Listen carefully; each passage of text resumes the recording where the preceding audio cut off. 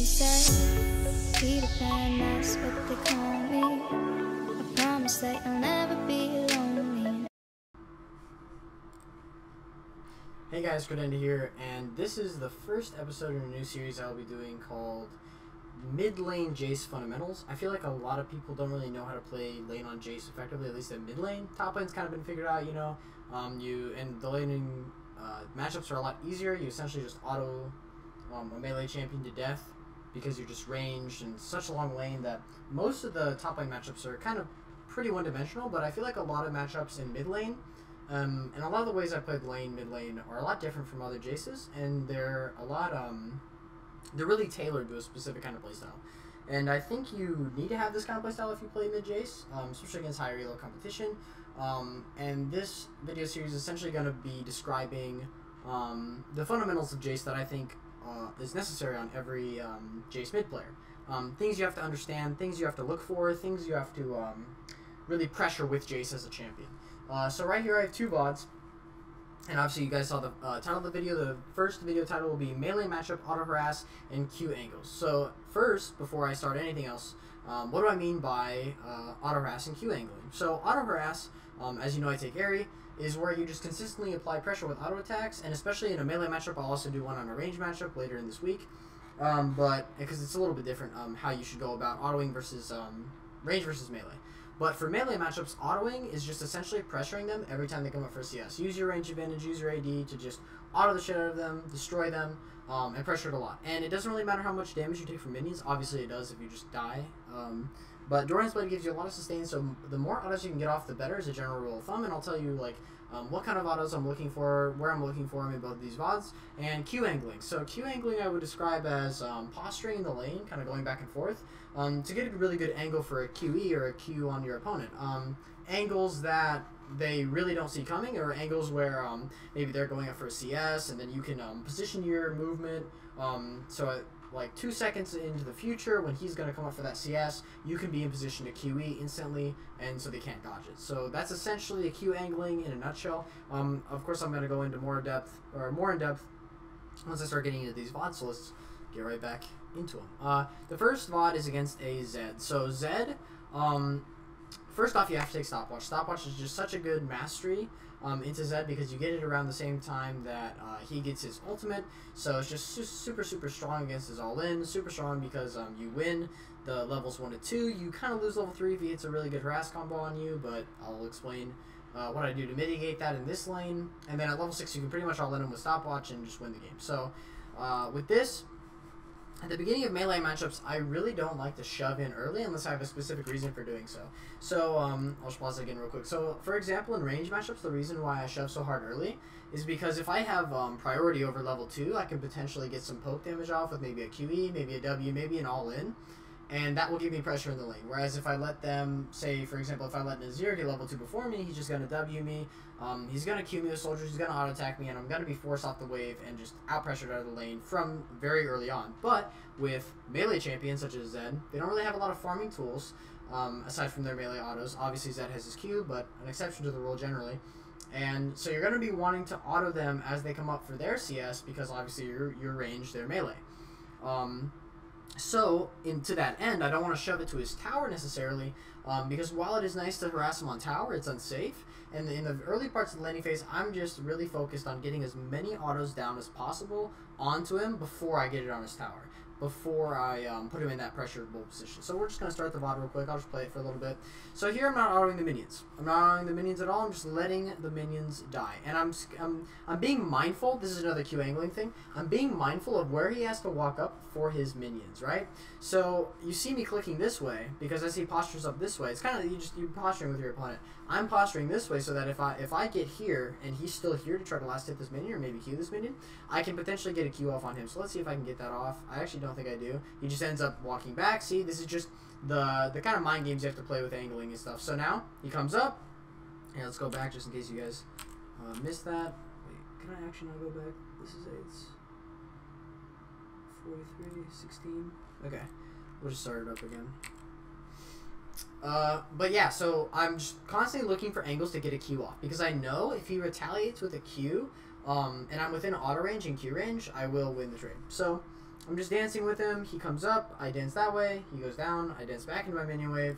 And he comes up for these CS, so I know he has to get these CS. So I position myself in front of the minions, Q angling again. You want to angle yourself so that whenever he goes up for minions, you can Q him, and then I Q him. So I Q him, he doesn't even get the CS, and he takes damage. So that's super good. I timed it really well. And so I'm just going to be autoing these creeps because I don't have my Q up, but I do want to go for auto. So he just uses Q, he just uses Harass. So I'm going to go off while he's super weak and try to get a few autos and some free damage. So I got one. And then I just walk back off the minion wave. Don't take too much damage because I walk straight off again. And so, and that's just some free damage I got off on him because I auto-attacked him, because I was trying to play to my pressure and play to my range. So let's just keep watching.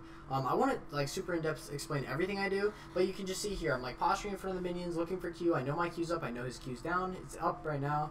I'm looking at his jungler. Okay, so now I know his Q's down, so I'm just going to walk past the minion wave. I know where their jungler is. I know where my jungler is. I know where he is. And I know that I have my Q up. So I go for the Q, I mess it up. It's a nice subscription. So then I go back to autoing. He can't really do anything in this situation because if he comes up, I auto him and maybe dodge the Q or give him 2 autos. And if he doesn't come up, he doesn't risk any of that damage. So he's just kind of giving up CS right now. He kind of has to at this point. Good respect from him.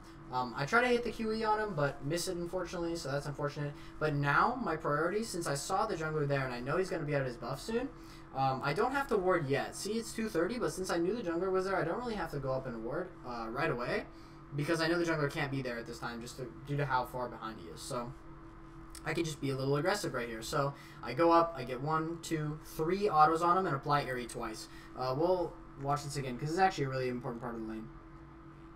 This particular lane. Okay, so he comes up for some CS because I shoved into his wave. I miss QE, so he's like, okay, he missed QE. He probably can't do anything to me, but he doesn't really respect my auto attack damage. So he comes up for the CS, I believe. Yeah, he comes up for the CS, and as he's going for it, he's like, oh, should I go for it? Yeah, I'm just going to go for it. I auto him, and because he's starting to walk back up, I just keep walking into his minions. I don't really care about how much mini damage I necessarily take here, because A, I'm level 2 on his level 1, so I'm doing more damage to him in general. I'm going to be sustaining with my Doran's Blade, I still have my health pushing up, and it's just so much better for me to get the early trades in than necessarily like this CS right here. So I trade, I think, an auto for a CS in this situation, and I think it's perfectly worth it. I still get the CS as well, but if I trade the auto for the CS, I think it would have been perfectly worth it as well. Now he's half HP. I'm kind of low too, but I do have more sustain with my Doran's Blade, so it's really not that big of an issue. See, he still has the Q to like farm waves. I miss a couple free CS, which is kind of troll. Hit him with a QE to trade for the minion, which is actually really good. That's another, here, I'll actually go back on that as well, because that's another thing with Q angling. You always want to be having your eyes on your opponent. You don't really want to care too much about the minions and where they are. That should kind of be second nature just to last hit minions. You should be always staring at where your opponent is walking and where he could potentially be, and your cooldowns as well. So I have QE up. I know I have QE up. I see him over here, and I know he has to go for this minion if he wants it. But I also know that the next tower shot's going to kill him, so he might not necessarily go for that. So I think I aim at like right here, like right back to where the tower is. He just got to try to go for it, and I still hit him with it. So that's a really good QE. Now, since I know the jungler might be around here soon, I'm going to go ward here. This is the best spot to ward. I think I've said it in many videos. I have 10 seconds on my trinket, but that is the best spot to ward right there. Since I don't have a ward spot, I just go back up to pressure him. This is actually kind of risky because I don't know where the jungler is. Hit him with some nice W auto. See, I'm always putting myself in a position in the wave where I can auto him. Not necessarily just Q, but I just want to, like, I'm positioning right here. I'm positioning in front of my minions. I'm positioning right next to him so I can give him some really nice auto trades, especially before he hits level 3. Because as you can see, level 3, I don't really want to shake a trade with him anymore. Level 3, I can easily get ganked. He can out trade me if he hits me with all of his shit. He can slow me, and he can proc electrocute. So I'm playing really safe here and just trying to hit him with QEs. So this is the second part of the lane where like you're just looking for angles, but you don't want to really use too much mana. So I'm just kind of letting him push to me, kind of the ebb and flow of the lane. I was bullying him for a time, and now he's essentially has priority on me. And if I disrespect that, go up to him, take early trades, I'm just going to lose the lane. So giving up these 2 CS, for example, because he has full energy up, is perfectly fine. I don't have a lot of mana. And this is something that you should be looking to do more often against Zed. If he does make it to the level 3, hit him with another QE. So yeah, again, just looking for angles on Q where he's a little too far past his minions so I can hit him with it. I stay in hammer form here. I think I should have just switched to range form. I was getting greedy with the mana. I was trying to get some mana back from the autos, but it really wasn't that necessary. Still, always looking for like angles to Q without getting hit by his WE, because the lane kind of changes post 3. Post 3 he can poke me back, so I'm like not so much looking for straight up autos because I don't want to trade auto for WE obviously, and I looked for another QE angle there. He walked too close to the minions. You should always be looking for when melee champions especially walk way too close to the minions. I think I fucking troll all these CS, but walk way too close to the minions because then you can get off really good QEs because the weight radius is so big on the QE. So now I'm level 5, so now he has to respect me, and he's not really respecting me that much. I missed him with my melee Q. I could have hit him with it if I hit the other minion, and potentially all in him, but since I didn't hit him with melee Q, I didn't go in on him. But yeah, I'm just meleeing in, autoing in melee form to get some mana back. I see, here's a really important part of the lane. So, I go to base, and I think he has a ward in there, but he walks right up to these minions to try to clear him, and I know he's going to try to clear him because he thinks I based. So when I'm in hammer form, and I really recommend you guys practice this, I'm pretty much the only one that does it. I call it quick switch, where essentially you just, and I'll make a video about this as well, where you start in hammer form, and you just instantly RQE as fast as you can. And if you do it as fast as possible, it's really hard to predict, really hard to stop. So I just quick switch QE right where I think he's going to be. I hit him with it, very nice, from river as well, does extra AD. So now I have priority in the lane. I've hit enough Qs, I've angled myself well enough that I have a little bit of priority. He didn't hit me with both his Qs, so obviously I have the priority. And before 6, I'm also a lot stronger. So around level 5, you are a lot stronger. It's like level 3, 4, where if the wave's not positioned properly, you can get into a little bit of a pickle. Here I get enough gold for Dirk. You usually want to buy when you have Dirk, but I think I end up staying because he does get greedy and push. I think I get ganked by Akali here too, which is pretty bad on my part. I should know that Akali has that pushed up and has the pressure in the wave, but that's my mistake. I think we just keep trading for a while. I'm just going to skip ahead a little bit for you guys. Yeah, we just keep trading for a while. I get ganked by Akali. I have to burn my flash, but it's not the end of the world. I come back, grab the wave. We're both level 6. And now the lane's on. Now the lane is really fun because he's kind of even after I bullied him for a little bit from that gank. So this is like the turning point of the lane. And this is where Q angling really comes into play because if I can hit 2 QEs or a couple Qs before we engage, I can definitely all in him. So I know this and I'm just trying to look for those. I'm not even trying to look for autos necessarily. I don't want him to set up ganks on me. I'm just looking for Q angling. So see, I'm walking back and forth, looking for Q angles. Look, and then there it is. I found the angle. Here, let's go back. Let's go back one more. So see, I'm just walking back and forth. I'm clearing the wave. I'm not autoing too much. I'm just kind of like, you know, keeping it middle of the tier, middle of the lane. I don't want it to like shove hard to me. I don't want to shove hard at him. I'm just looking for angles. So I auto that. I auto this because I know he has to auto that right there, and then he's gonna go for the big minion. So I auto this just to get this low enough so that when he does go for the big minion, I can potentially auto and then QE it.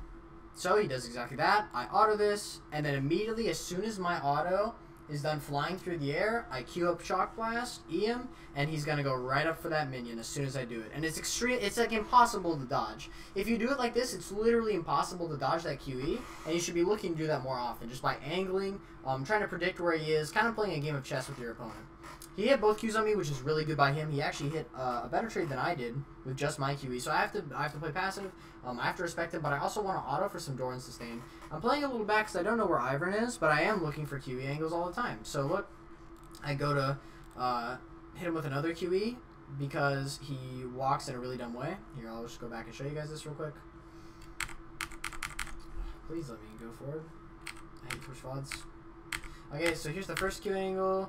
I get that on him. I play safe, playing back, but I have my QE up and he walks a little too forward here. And this minion's about to die too, so I take note of that. It dies. I'm like, okay, I can hit him with it. I hit the back line, hit him with 2 QEs. So since I hit him with 2 QEs and 2 area procs, he's super low. So I can potentially look for an all in here. All because of my Q angling. All because I'm looking for those QEs and I'm not really just sitting behind him waiting for him to kind of int into me, you know what I'm saying?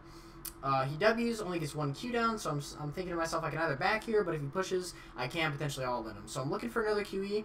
He tries to stop my base, and I hit him with another QE. I knew he would dodge down, so I've hit 3 QEs on him in a row, and all of his damage is just stacking up. And he doesn't know I have stopwatch.